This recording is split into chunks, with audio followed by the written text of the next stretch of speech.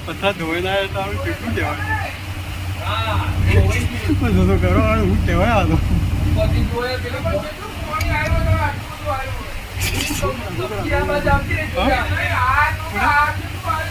અરે ખરિયા હું એકદમ ફાટી ગયેલો હશે એવું જ લાગે